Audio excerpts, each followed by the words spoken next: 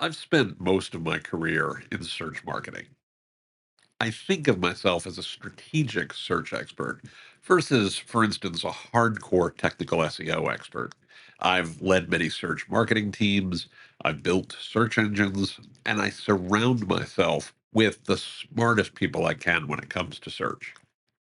One of those folks is Bill Hunt, who's a friend and a colleague I've had the pleasure of working with a number of times over the years. Bill had such a cool piece on his blog the other day about artificial intelligence company Profound receiving a $35 million Series B investment. And more importantly, the profound changes that that investment signals for the SEO industry. You should read every word of Bill's piece. I will link to it in the show notes.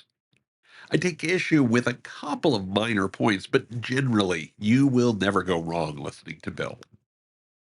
More broadly, there's a lot of debate going on in the moment about what SEO even is or isn't right now because of the emergence of artificial intelligence and large language models. People call it GEO, AEO, SEO, AIO. Oi. For what it's worth, I prefer the term search experience optimization, so keep SEO, or answer engine optimization, AEO. The name's not the most important thing, though. I'll respond just fine to whichever one you want to call it. What's important is how we use these tools. And the question I have we entered an all new area of SEO, or is there a little more hype here than we'd like to admit? Most importantly, what do we do about the current reality when it comes to search? This is episode 469 of The Big Show. Let's dive in. My assumption when we talk about search is that you work for a business that sells things. I'm not going to talk about the publishing industry. It's not my core area of expertise. It's got an entirely different economic model.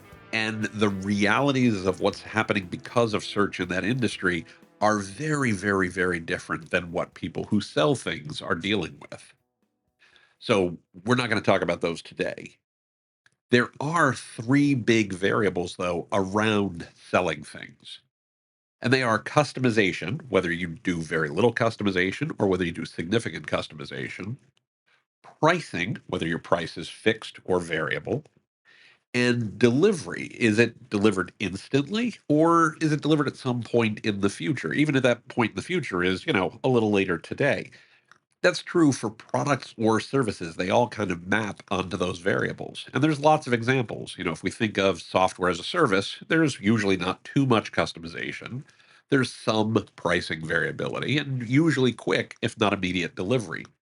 If it's a hotel or restaurant reservation, again, there's usually not a lot of customization. There's some pricing variability, and it's almost always delivered later, even if it is, tonight. If you're selling hats or guitars or clothing or some other merchandise, not a lot of customization, not too much pricing variability, and later delivery. Real estate, could be customization if it's commercial real estate. There's a fair bit of pricing variability, and there's later delivery. And if we think about things like insurance or financial services, lots of customization, lots of pricing variability, and you can get it pretty much instantly. Or, if you think about big things like kitchen installations or data center equipment or bespoke tailoring and consulting, lots of customization, lots of pricing variability, later delivery. Most businesses who are in these industries tend to want two things from their marketing. You want traffic, and I'm thinking mostly online here, but phone calls and foot traffic usually are pretty good too. And the more important one, profitable revenue. Now, historically, over the last 20 years or so of digital, those tend to have gone hand in hand. I'd argue that they still probably do, despite all the conversations we've had about zero click marketing lately. And I'm going to talk a little bit more about that in depth in a moment. For many businesses, over the last decade, and certainly until this recent emergence of AI search, SEO was the way to get traffic and revenue. Most companies put a lot of effort into getting into the first page of search engines, which in practice meant the first page of Google. And that traffic converted. It generated enormous amounts of revenue. For many businesses I've worked with, 50%, 60%, or more of the revenue was coming through search. For the first time in a long time, though, people are starting to question whether that's a good thing, whether being so dependent on search is actually beneficial. They're also starting to ask whether that's good enough. I genuinely believe that this is a super healthy question to ask. In fact, it might be the most important question that needs asking every single day. We don't want to depend on any one channel or company for our traffic or our revenues. This is such an important point that I wrote an entire book about how to think and act beyond big tech companies like Google or Facebook for driving your traffic and revenue. I've also made the case for some time on the podcast, on the blog, on social media about the risks that emerge when you're too dependent on Google or any other channel for too much of that traffic and revenue. And yet, for many businesses, Google still contributes either a plurality or an outright majority of your traffic. You still see a lot from Google, even now, even in this changing environment. If you're one of those businesses and Google loses, if Bill Hunt is right, and I'm going to talk about his blog post in a moment, or rather, if Profound is right, and Google loses in the marketplace, you lose too. So that's what makes this post that Bill wrote so interesting and so important because he talks about a VC that's putting enormous amounts of money behind companies that are designed to upend the traditional SEO industry. As he wrote in his post, capital of this size and caliber doesn't just validate a company. It signals to the market that GEO has moved from niche theory to enterprise scale priority. Bill also shares quotes from the company's pitch for their services, and these include some fairly provocative lines, such as this is a quote: in 5 years, $1 trillion of commerce will shift from Google to ChatGPT.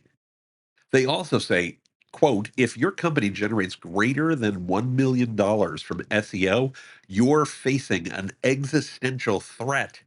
Ranking number one on Google will soon be as relevant as ranking number one in the yellow pages. End of quote. Um, ouch.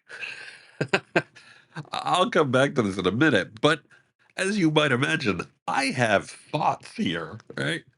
So I want to start by talking about Bill's insightful summary of what he calls, and again, this is a quote, the two work streams you can't ignore.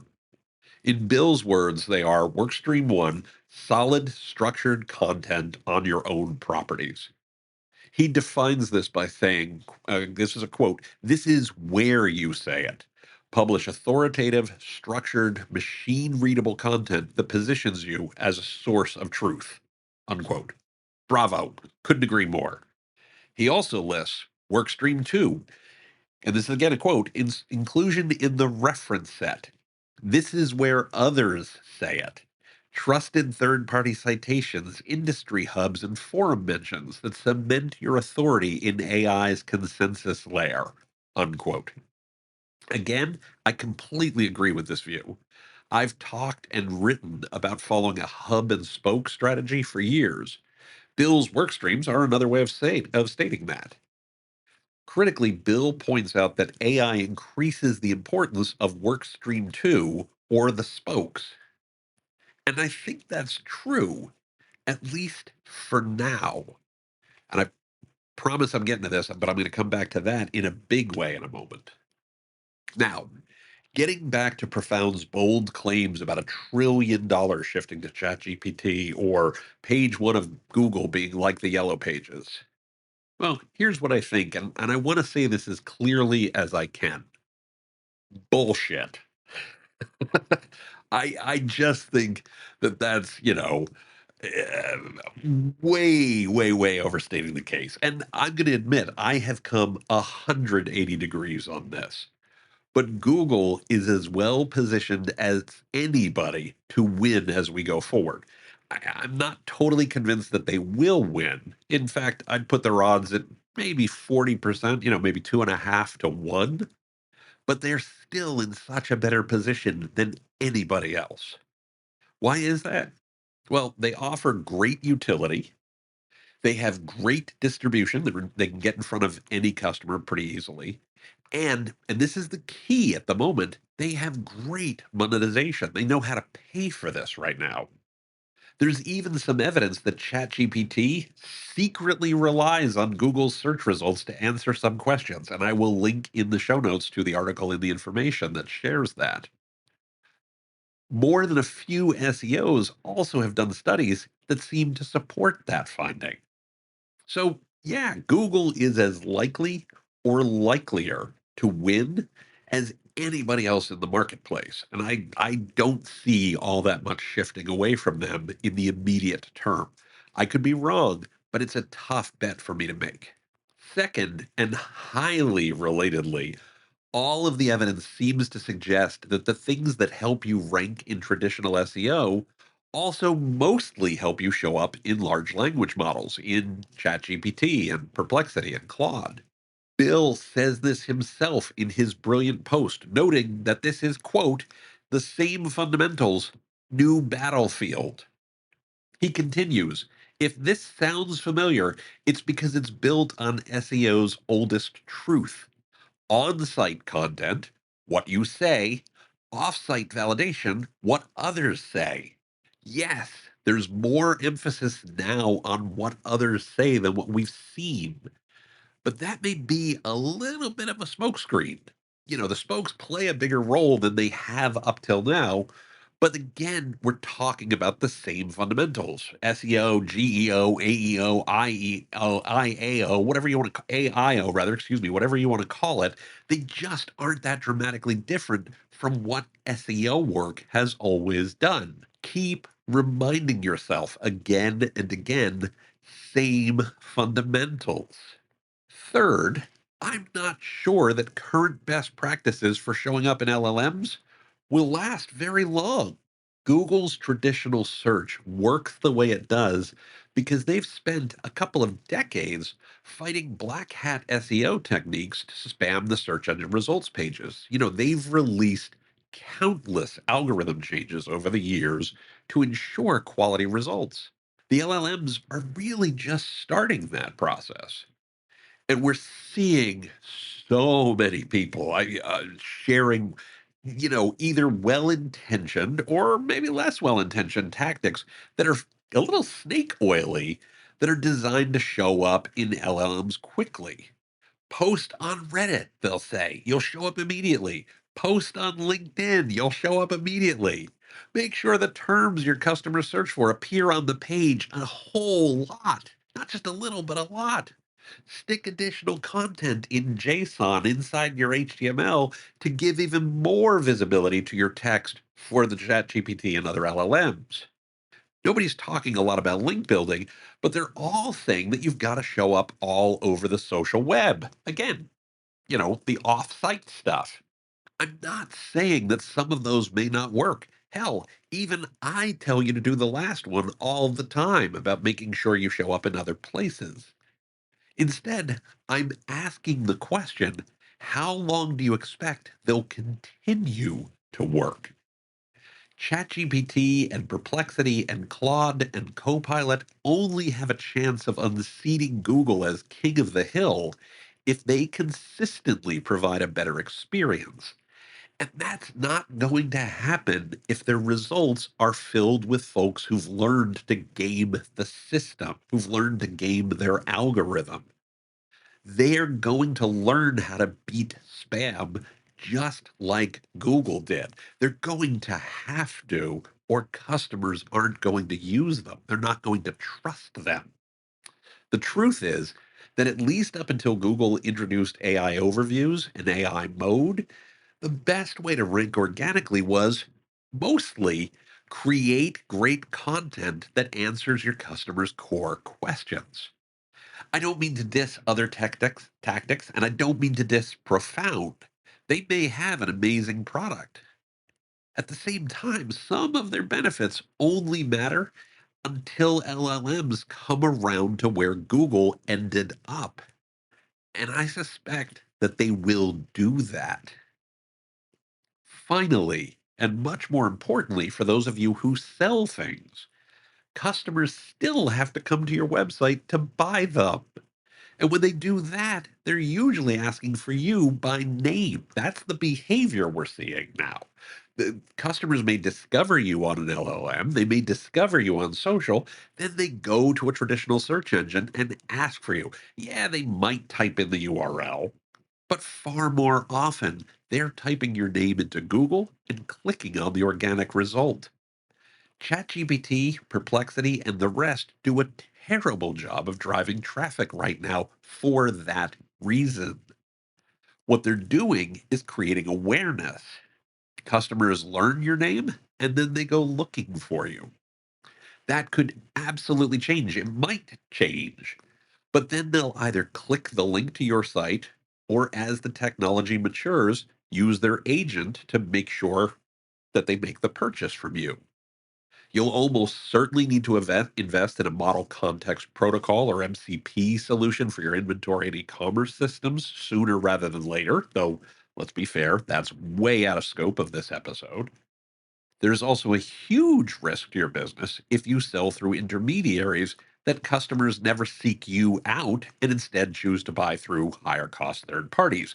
That would be a big problem too. That's also a topic for another day, or, you could just read my book. In any case, the question you need to ask is, if this is where we are and this is where we're likely headed, what do you do about it?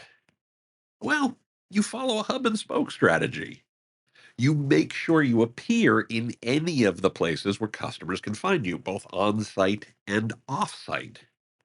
You have great content on your website that answers your customers' questions. You look towards technology solutions like MCP for commerce applications. You look for ways to compete at scale, maybe even using tools like Profounds, regardless of whether their bold claims come true or not. They might still be useful to you. Most importantly, though, you build a company and a brand that's worth asking for by name, that customers will seek out by name. Then you're not dependent on any one intermediary. You're not dependent on any one gatekeeper. No matter whether ChatGPT or Google wins, you definitely will. Now, looking at the clock on the wall, we are out of time for this week. I'm willing to bet that you might know someone who would benefit from what we've talked about today. Are you thinking of someone? Why not send them a link to the episode and let them know what you think too? Keep the conversation going. You can also find the show notes for this episode 469, as well as an archive of all our past episodes by going to timpeter.com/podcast. Again, that's timpeter.com/podcast. And of course, be sure to like and subscribe wherever you get your favorite podcasts. If you're looking for something new to read, I'd love to suggest Digital Reset, Driving Marketing and Customer Acquisition Beyond Big Tech, and written by me. It dives into today's topic in even greater detail. Make sure you pick up a copy, share it with your friends, and let me know what you think. I genuinely appreciate it. Thank you so much for listening. This show would not happen if you didn't, so I really appreciate you. We'll be back next week with a new episode. And until then, please be well, be safe, and as the saying goes, be excellent to each other. We'll see you soon.